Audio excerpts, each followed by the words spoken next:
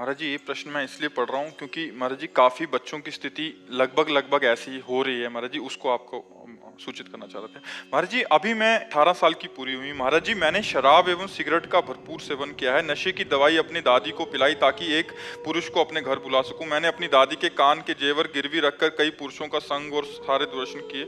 जब ये बात माता पिता को पता लगी तो उन्होंने महाराज जी फोन छीन लिया। महाराज जी, अभी भी मनमाने आचरण कर रही हूँ महाराज जी। मैं सुधरना चाहती हूँ महाराज जी, मेरे को हाँ, मेरा ये तो जीवन बहुत बर्बाद हो जाएगा नहीं तो। मतलब ये तो बहुत हानि का विषय है, जैसे बहुत हानि का विषय। पर यही प्रायः हर बच्चा बच्ची के आचरण बनते जा रहे हैं।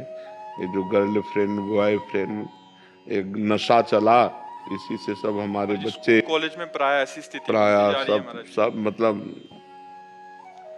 बहुत कठिन है। बहुतों का प्रश्न है और सबकी लगभग हम देख रहे हैं इसमें हम इसलिए असमर्थ हैं कि अगर आप सुधरना ना चाहो तो आपको कोई सुधार नहीं सकता।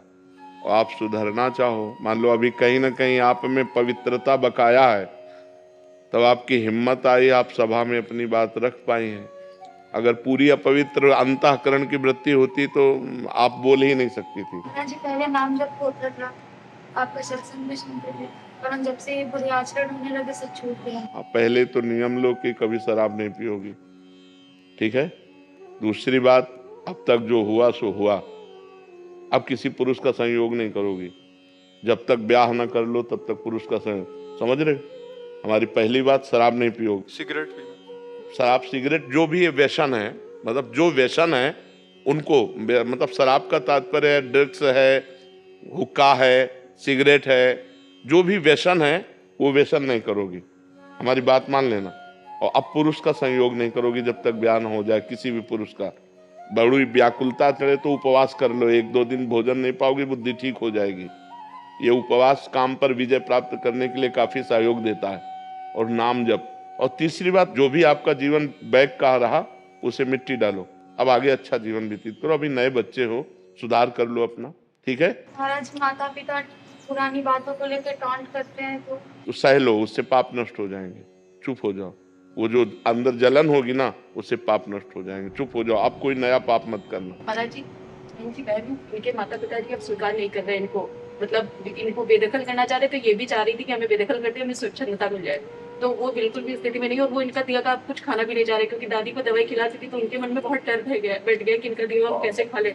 आचरण तो बहुत गलत हो गए हैं। पिताजी के लिए कुछ कह दीजिए, क्योंकि वो आपको सुनेंगे तो हो सकता है उनके मन में कुछ हो जाए, तो उनको स्वीकार कर ले, वरना वो स्वीकार नहीं। वैसे चाहिए, देखो वैसे हमारे जैसे भगवान का स्वभाव है कि घोर वैश्यागामी भी जब सुधरना चाहा, भगवान की शरण में आया तो भगवान ने संत बना दिया।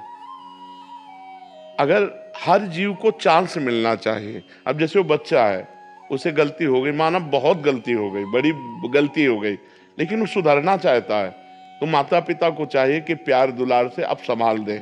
और वो बच्चा जब हमारे सामने कह रहा है कि अब नशा नहीं करेंगे, अब गंदी बात नहीं करेंगे, तो निश्चित सुधार हो सकता है।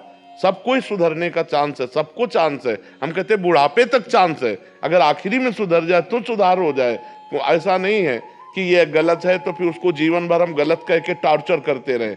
नहीं, गलती हो गई, अब उसका सुधार हो जाना चाहिए, और वो सुधरना चाहती है तो उसे चांस देना चाहिए। माता पिता को, बहन भाइयों को चाहिए कि चांस देना चाहिए। अच्छा, बेदखल कर दो, अब वो गंदी बातों में और गिरती चली जाए तो उसका जीवन नष्ट हो जाएगा। माता पिता यद्यपि गलती की है, दंडनीय गलती की है, पर अब उसको क्षमा करके उसको दुलार देते हुए आगे बढ़ाओ। सबको सहयोग करना चाहिए एक दूसरे का, कि गिरते हुए को थाम करके आगे बढ़ाने का, ना कि गिरते हुए को लात मार के और फैला देने का। अब माता पिता छोड़ देंगे तो गिरते हुए को और गिरा दिया ना, अब वो तो और स्वतंत्र हो जाएगी और पागलपन चढ़ जाएगा, फिर क्या आएगा अंतिम में, राइट। महाराज जी, सामर्थ्य नहीं है छोड़ने की।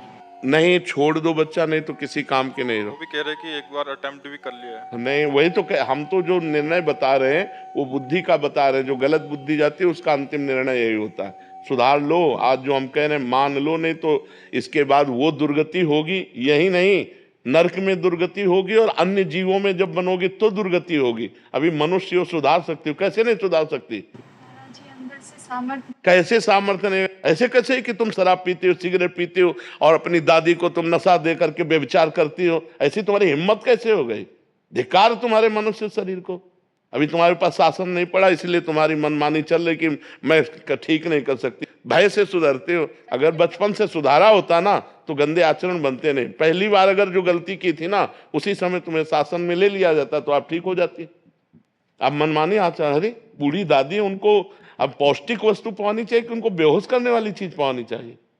तुम्हें ब्रह्मचर्य से रहना चाहिए, पर पुरुष से।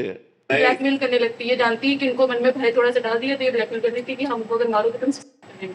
नहीं, तुम भी सुधरो और उनको माता पिता को भी सुधार कर दो, इसको सुधरने का चांस दें।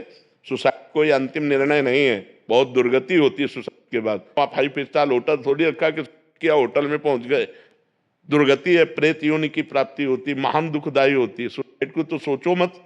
अपने आचरण देखो, सुसाइड कर सकती हो, शराब नहीं छोड़ सकती, व्यभिचार नहीं छोड़ सकती, गंदे आचरण नहीं, नाम जप करो और सुसाइड की कभी सोचना मत ही। और माता पिता से कह दो कि एक बार क्षमा करो, उसको अच्छे मार्ग में चलने का चांस दो।